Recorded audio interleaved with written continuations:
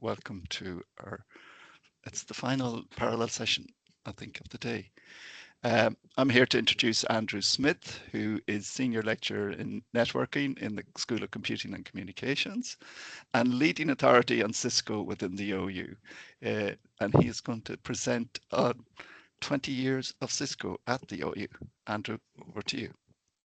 Thank you all very, very much. And yeah, it's great to see some faces I recognise. Well, some images of faces that I recognise and some people that I don't know. And what I'm going to do is basically in the next 45 minutes give a quick potted history, look at what we do, look at what we do in the Open University, and also what we do nationally and internationally, and how this might actually benefit you in your own personal professional practice at the OU or wherever you may work.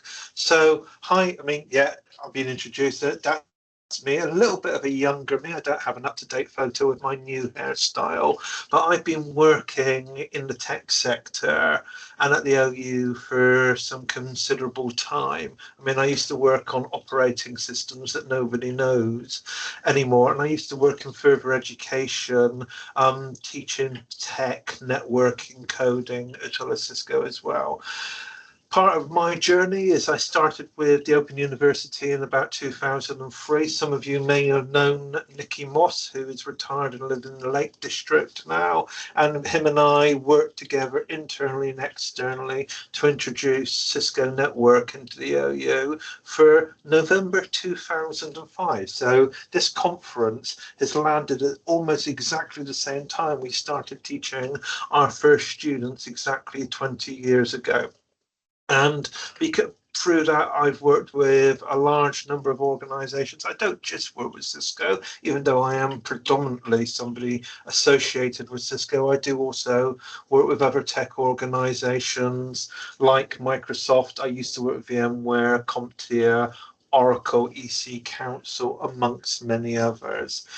I mean, the beauty of Cisco NetAcad, if you are or aren't aware, is that this program has actually been quite prevalent internationally for almost 30 years now, and was introduced in the USA in San Francisco, of all places, in 97, and came quite quickly over to the UK in the late 90s. But like many individuals are aware, it started becoming popular in the UK probably, sort of by about sort of 2002, where it started becoming embedded in a lot of higher education programs and further education programs back then. We signed up in 2003, but it took us 2 years to get started. Nothing wrong with that. That was this sort of life cycle of module production and the approvals process. So I was busy training up the team, getting everything set up and designing it to scale in the way that we wanted it to be, so that we could actually get it into our foundation degree, as it was back then, and in a module called T228. And I recognize a couple of people here that might have actually been involved in that early module way back then. And from starting off in what was the CCNA, we moved quickly on to the CCNP, which has literally finished in a natural way in its last presentation last week. And we've actually now, between starting 20 years ago and now, we became the largest Cisco Academy in the UK many years ago. But then when we were approached to become an Academy Support Centre, we became the largest support centre in 2018, and then became the largest in Europe, Middle East and Africa by about 2022. And now we're ranked in the top 10 largest Cisco academies, whether it is for teaching our own students or supporting our community, as of the last couple of years as well. And that's where we've just gone from strength to strength, working with you, our associate lecturers, but also our community of practice. Now, There is a little bit of myth busting here. The Cisco NetAccount program is totally corporate social responsibility. We use jargon like widening participation and knowledge exchange at the Open University. Tech giants like Cisco tend to use terms like CSR or corporate social responsibility. We don't actually pay a penny to Cisco to be a Cisco Networking Academy. It's incumbent on me as the academic to make sure that I'm up to speed, my team of associate lecturers are up to speed, and the resources we use are current, relevant, and useful to the students. And because of that, we do get some considerable heavy discounts, access to a lot of free resources and curriculums, and we can actually pass that on to our educators and also the many partner organizations that we work with as well.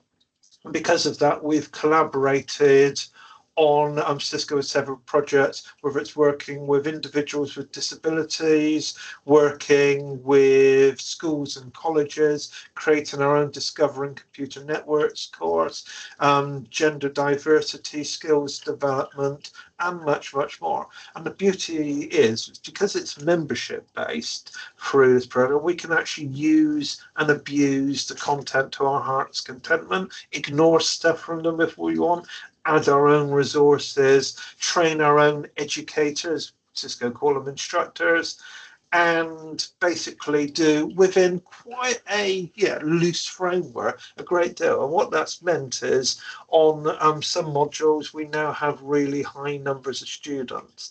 So in our current portfolio, and this isn't the full extent, we actually have 4 core modules that extensively use Cisco content. We are aware there are some other modules that occasionally use some elements of the Cisco Networking Academy program as well. But TM129, which is probably one of our mainstays in its 2 presentations using the Cisco Certified Support Technician in Networking and other courses, probably reaches around 2.5 to 3,000 students on the NetAccount platform.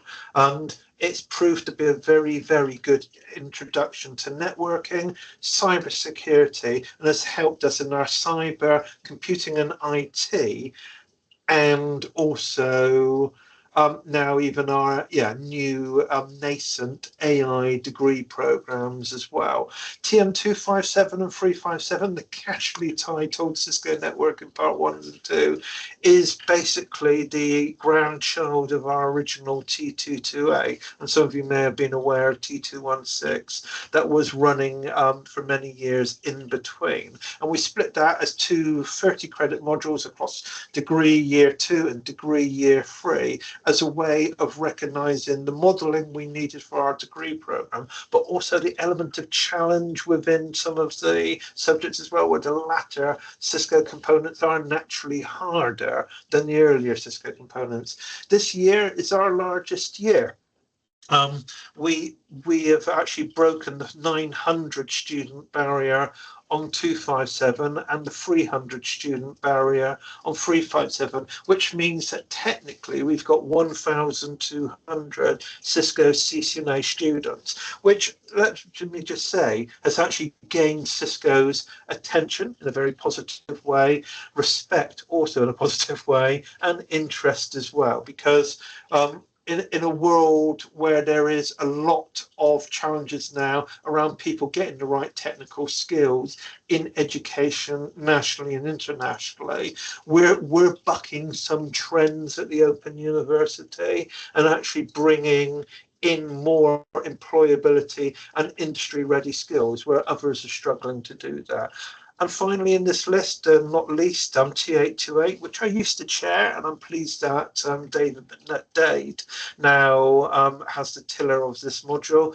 This year, for the first time, we're using both the Cisco Cyber Ops and ethical hacker content, which complements the computing degree, postgraduate degree, and also the cybersecurity postgraduate degree as well, and still enables us to maintain our national cybersecurity accreditation. I've kind of talked to this slide already, so I'm not going to sort of waffle on about it too much. But what we have got now is an ever-growing sort of population of students. And as you can see, with 129, the numbers are already slightly out of date from when I wrote these slides a few weeks ago. But what it does do by having our large numbers and our large community is enable us at the Open University to have an influence over what Cisco does. You have to remember Cisco is international, they're US based, and they will look at their global market and not just the desires of one university in this sceptred isle. However, because of our sheer scale, reach, and impact, if we ask, they will at least listen and consider what it is we want. So some of the features on NetAcad and some of the features in the Packet Tracer Simulator have come as a result of our influence over time. TM257 357 are probably still very much the flagship modules of our Cisco portfolio. And that's because obviously it's at the core of the Cisco Certified Networking Associate, and it's the sort of inheritors of our original two modules. Unlike many modules now or many programs at the OU, we still actually have a face-to-face day school that is a semi-residential, practical-based, challenge-based activity where students turn up all over the UK, from Edinburgh to Taunton to Wales to Belfast, to London, to Leicester, to Newcastle.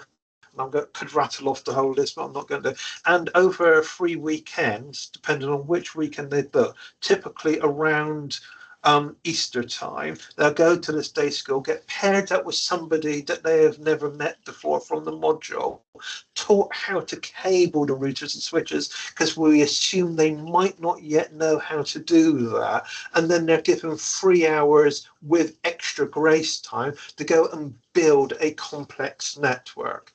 Often the students are very anxious about it before they go, and they get quite excitable about it in the forums. But once they've done it, yeah, 99 times out of 100, the feedback is more than positive, not just because of the working with others and the technical skills. It's what they've learned and how they've managed to encapsulate all their learning, all their knowledge and all their experience and all their skills from the previous 6 months since October into this practical activity that counts towards their end of module assessment. And we know then that from an industry perspective, they're actually considered employable and viable, because while simulators and remote systems are very good, actually getting your hands on a live network, and as we would say in the field, touching tin, means that they're actually considered to be somebody who might know what they're doing. We do also have the NetLab system. Some of you may have used it on other modules. It was originally introduced in 03 for the Cisco networking modules. And we do have students that serve in His Majesty's Armed Forces, who are carers, who are disabled, or are in other professions where turning up on a Saturday might be challenging, like some who work in NHS technical support. And we do actually offer them access to the NetLab system, which is exactly the same technology, it's exactly the same equipment, it's exactly the same experience. It's just they won't have that hands-on in a classroom cabling the equipment because it's pre-cabled for them. But that way then we are able to combine the practical academic research, the right theory, and industry practical tasks as well, where we're using the Packet Tracer Simulator to get them started and do a range of challenge activities, or hands-on using the NetLab system, especially on TM357, or hands-on in the day school somewhere in the UK. And yeah, our model for today is Paul Wallen. He is actually one of our TM257 tutors, and that is a photo of him doing a day school at University of Wales, Trinity St David, quite a few years ago, but that's, yeah, quite a good photo of the kind of systems that they are actually going to be working on. And you can actually see an array of switches and routers in that photograph to the right hand side. So, because of our presence and position in NetCAD, I was approached, well, the school was approached in about 2013-14 for us to become an academy support centre and an instructor training centre.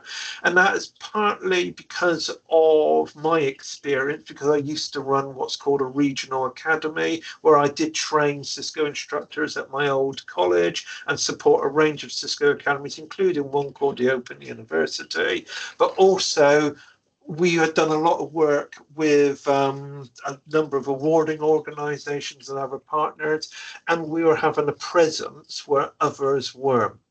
So ASC means we support organisations. ITC means we actually train educators, and we are both, and we've been doing a great deal of that.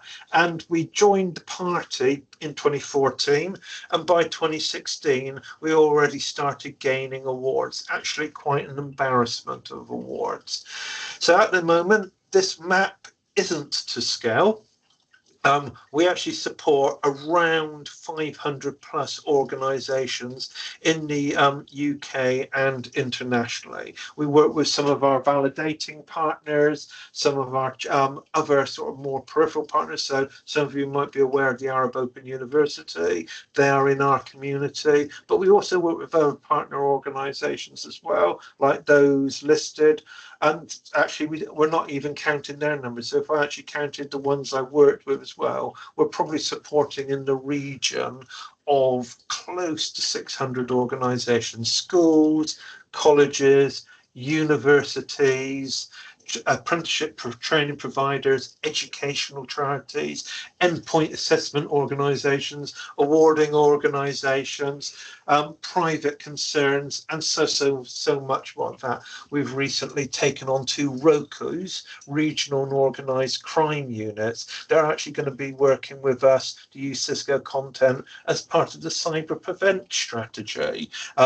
More another time. That's a whole presentation in its own right. But the beauty of this is we've got access to Cisco NetCAD content for free. We can't use all of it. We can actually, through our relationship with Cisco, work with a wide range of different organizations and enable them to use it as well. So if you are an educator in another organization and you're not using Cisco content on a day-to-day basis, at the Open University, through our relationship with Cisco, we can help you get access to that for free as well. And because of that, we started doing free training in about 2017. And that came about because we needed to upskill our associate lecturers for TM129. And TM129, we moved from the Microsoft networking content, which had some challenges, to the new Cisco Networking Essentials content. And back then, teachers needed to be accredited to teach it. So I decided to, based on some funding from Cisco, give away free training. So Cisco paid us to pay a trainer to do the training. But we said, well, if we pay the trainer and we give the training away for free, we could probably get a couple of hundred people sign up for it. Anyway, after about 1,000 people, teachers, signed up for it, we knew that there was a problem and an opportunity. And we turned it from a very direct course into a MOOC, a massive open online course. And we actually then gave it away to everybody, not just our tutors. And the net result is, from that 1,130 that signed up, around 250 passed, many of being our associate lecturers as well. So any of you who is a tutor or want to be a Cisco instructor or want to get training for yourself, you can actually sign up for this training as well. We've now using IOC funding and Cisco funding and work with partners like UWTSD and Glasgow Clyde, have now reached about 19,000 teachers since our initial project in 2017. And basically, you can use that URL or the slide deck, or you can email me on Cisco Netacad at open.ac.uk afterwards, and I can point you, or that QR code, obviously, and I can point you at the free training. It's basically 100% remote. You're on your own in study terms, but we're happy for you to upskill yourself for 257 skills, 357 skills, 828 skills as well. All the courses that are covered in 129 all the way up to 828. We're actually offering the training for that, but we're offering it to school teachers, college teachers, and university lecturers around the UK and internationally also at the same time as well, which is also over a long time helped us with our tutor recruitment. And I believe that one or two of you may have joined us as a result of some of our historic outreach. Additionally, we actually do our own internal training as well. And I'm actually just going to show you the two slides in a moment. So obviously, again, there's a QR code, and we've got some internal training resources, which I've actually worked with Phil Hackett. Well, actually, I would argue Phil Hackett has probably got me to help him set all of this up. So it's very much his brainchild, where it is for CNC associate lecturers, however, open to all. So what I'm going to do is just stop this presentation for a moment and disappear to my other set of images. There you go. So if you actually have a look, and now these are the two pages, if you actually go to the first one, this is the free teacher training that we do for all instructors, and you see this here, and this is what we do nationally and internationally, and there is a good explainer there,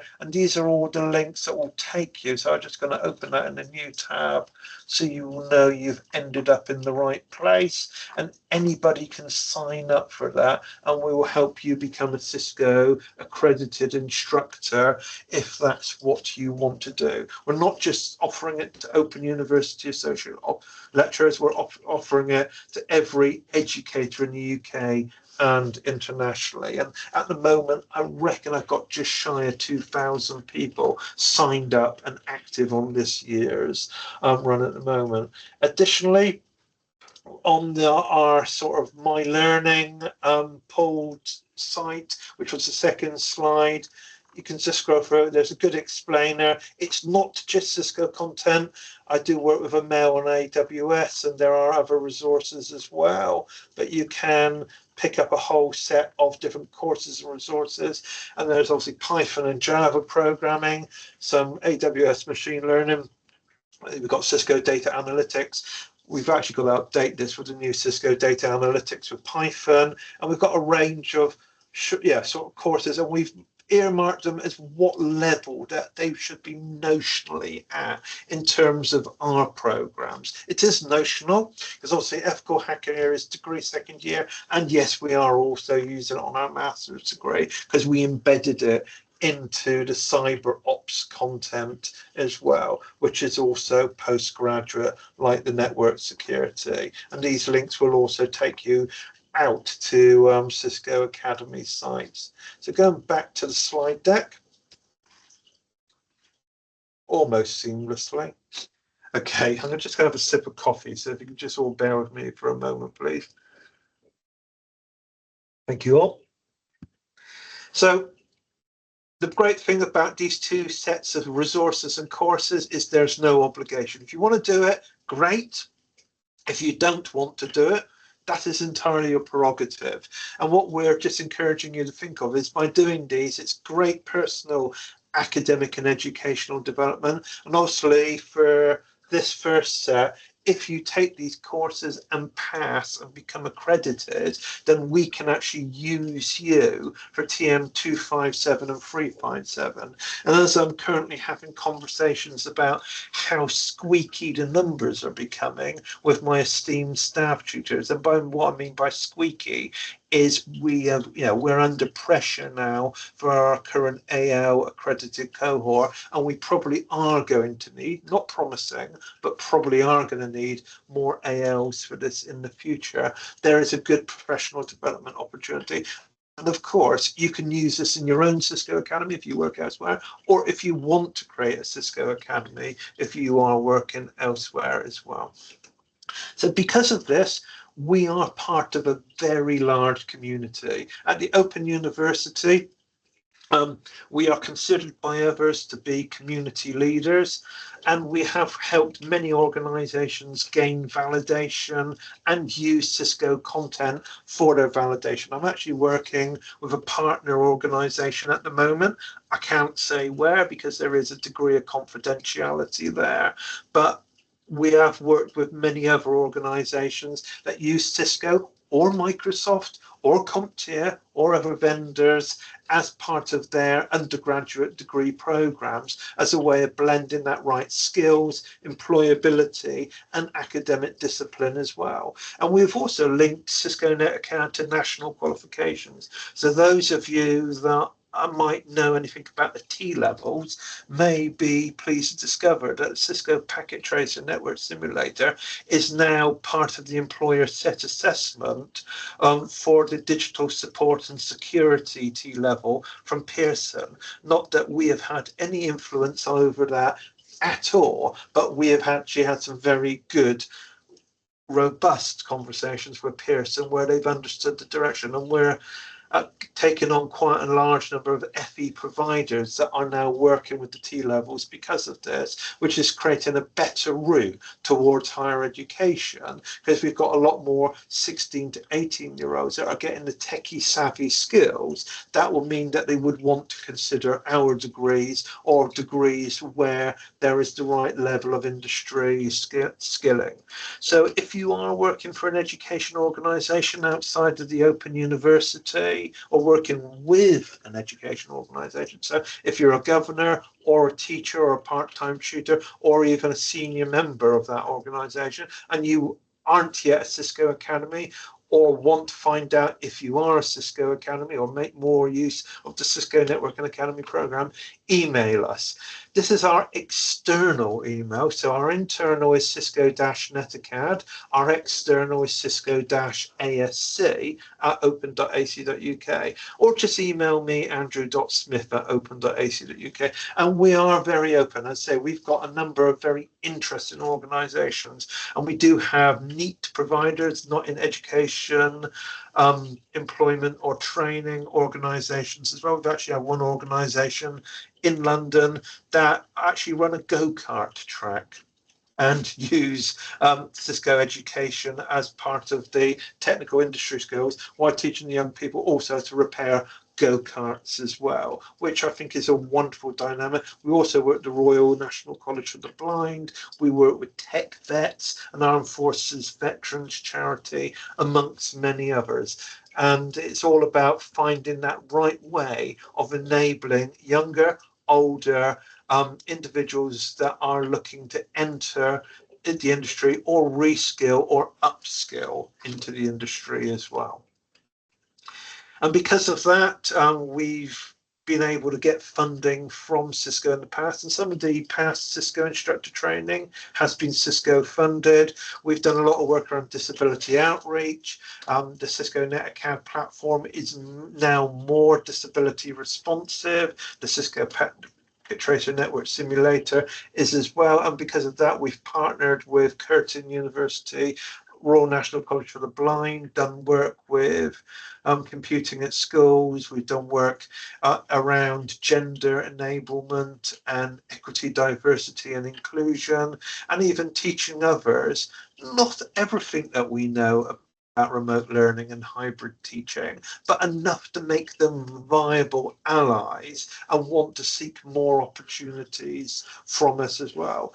I'm very cunning, I'd like to think, where I give people enough that they will find it useful without necessarily giving away all our crown jewels or corporate secrets. And because of that, we've had a number of internal projects or direct funded projects where we've built our own cloud-based networking lab. We've built our own Zero to Hero networking course. We've done a large number of digital skills boot camps. mainly during the early years of the pandemic, so 2020 through to 2022. And we've just literally, in the final couple of weeks of finishing off the Click Start project, where we've reached around 6,000 slightly disadvantaged 18 to 35-year-olds, and are out of a population of 11,000 people. And we wrote an AI course and created a cyber pathway as well, and married them together for this outreach program. So Cisco have been great in supporting that, where they're very good sometimes at very much being happy to play second or third fiddle and let the project be its lead, let the funders be the leaders, and Cisco be very much the quiet partner. So finally, I'm just mindful of time here and the fact that I want to be sort of done by quarter past. It really is the so what factor. And it's what's in it for you, it's what's in it for us, really. Most of our Cisco tutors work elsewhere, and they have busy day jobs in schools, colleges and universities, and also government departments and companies, and utilize their Cisco networking skills professionally elsewhere. And the beauty of being a Cisco NetAcad instructor, as I discovered in 1999, when I'm supposed to say I was in short trousers, is that over the years, I've managed to trade that skills between different organizations, between FE to HE, and work for different partner organizations, and sometimes support them and consult for them as well. We do have what we call a Delivering Skills Cisco Academy, which is a place for the educators that are looking to try before they buy, even though it's free.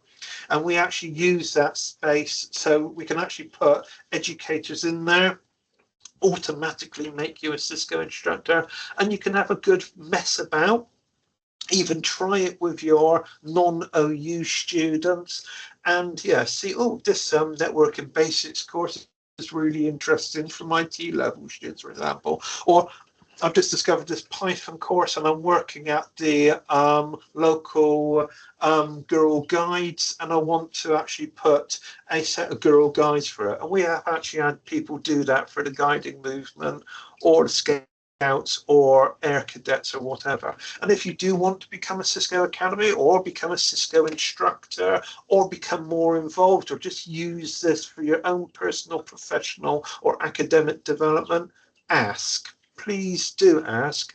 And the answer is probably always a yes. And if you ask me directly, Andrew Smith, or via Cisco-NetAcad or Cisco-ASC at open.ac.uk, you will be more than welcome. So hopefully you found this to be very useful, very informative. And yeah, very much that's all, folks. Are there any questions? I'm just going to suck on my coffee. Thank you, Andrew. That was an excellent myth busting. Put your teeth in. Yeah. Yes. Talk on Cisco. If anybody has any questions, please feel free to jump in. Do we need hands raised? I usually stun everybody into silence. Yeah. Well, I'll give them a couple of minutes maybe to have some thoughts on a question. I have a question myself, just going back. Go ahead, I was a TM 129 tutor at one point, and I know, and possibly this is it's going to be one of the kind of foundation courses within the new qualification around AI. But on a kind of broader question, is that likely going to meet a significant change within the Cisco environment or whatever, for this ever increasing adapting of AI? Yes, so question asked and question already partially answered by our friends at Cisco. So one, AI and automation is now appearing as content in TM257 and 357, where that material has been there for the last year, and we've been pointing students at it, and it's going to start appearing officially next year. What Cisco have also done is, and this actually comes from, so I'm good friends with the principal architect of Netacad, somebody called Giuseppe Cinque, and him and I many years ago talked about big courses and playlists. How do we break big courses down into playlists? And Andy, the chair of TM129, is very aware that we can take the larger networking essentials content and break it down into smaller blocks, which is also quite available. Each of them a badge block, and Cisco are now bringing out, and they've got, I think it's going to be from December, a whole range of AI courses linked to AI and automation within the networking industry. So while we're busy ploughing ahead, and Mike and others have been doing great work, some of it off the back of the Clickstar, Cisco have been busy doing their own thing, partly because they've been talking to us, partly because they know the industry and their own market. So it will be quite easy to drop in some additional AI elements when Andy is ready to do that. Because what I'm also mindful of is everybody goes, yeah, we can throw it into TM129, and poor Andy going, yeah. I can see a question. Yes. Yeah, Malcolm, you did the CCMP course many years ago, decades even. Oh, you're one of my ex-students, Malcolm. I humbly apologise and congratulate you simultaneously. Yeah, it was many, many, many, many years ago, and we used to have to go up to Birmingham to Oh, do that's when we had the practice. day schools in Birmingham. Yeah. Yes. Okay. Yes. I mean, Birmingham's no. We have day schools in Walsall now for 257 Walsall College, but yeah, that was. I mean, so that would have been T824, 826, 827, and 828. I'll have to take your word for it. Yeah, 825 lasted about two presentations, but that's a story for another time. I mean, I was recruited to create that master's degree, and it really, I mean, say 829, the sort of the child of them has literally just finished, because there had to be some rationalization and postgraduate, and something had to face the chop, and we had to make a very grown-up decision. And whilst I'm very sad about it, I understand why the decision had to be made. So David has posted a question. Can you see that, Andrew? Is it Okay, so I just David, so I've presumed that MJEH is meh. Okay, so do the networking basics. I'm just going to go back to the right page and then do a share. So just bear with me a moment, because I think sometimes it's easier to show than to tell. Right, so you can all see my screen, and this is the thing that was created by Phil Hackett on the My Learning poll, and obviously you've all got a link in the slide deck, and the slide deck's going to be shared. If you scroll down, there is a course called Networking Basics. It's 22 hours long. It's digitally badged, and it's being used as part of the T level. So it's notionally, RQF level 3. And I always wobble my hand because levels can move up and down depending on assessment. And it is actually the first part of the content we use on TM129 Network and Essential. Do that and see what you think. If you like it or feel positive about the experience, do the next one. And then if you're comfortable with that, then start talking to us. Yeah. So it's those are beautiful try before you cry type courses, and that pun was intentional. If you can do networking basics and devices and initial configuration, everything will just slot into space. And we've used these courses in several outreach projects quite successfully, and they are fantastic zero to hero networking courses. And once you've done these two, I reckon you'll find then that the CCNA Introduction to Networks, which is 70 hours, is quite straightforward. But that then is the first step onto the professional route at the level that I work at. Well, I mean, I work at CCMP level. But it's a good start, and it's a recommendation to anybody. And I mean, I'm even using networking basics for non-computing people as a way of, here is what you need to know about networking and not be scared. Right, I'm going to have another sip of coffee. Hello, Ruth. Thank you. Hello, Stuart. Okay, yeah, Stuart is now just making sure that you all behave, yeah. And we've finished on time as well. We're nearly there. Anybody, any further questions? Please feel free to open your mic and ask the question, or even reminisce with Andrew if you have. Yeah, those were the days, yeah. As I say to some people, I'm old enough to remember protocols that don't exist anymore. Yeah, I mean, honestly, ladies and gentlemen, email me, andrew.smith@open.ac.uk, or the ones that I've used in the slide deck, Cisco-Naticad or Cisco-ASC. There's no pressure in so much as it's what is right for you. And sometimes I have conversations with people and they come back to me 2 or 3 months or years later and say, Andrew, I'm now ready to try it out. And that's fantastic. And that's what it's all about at the end of the day. And if you're using it for your own professional journey as an Open University Associate Lecturer, fantastic.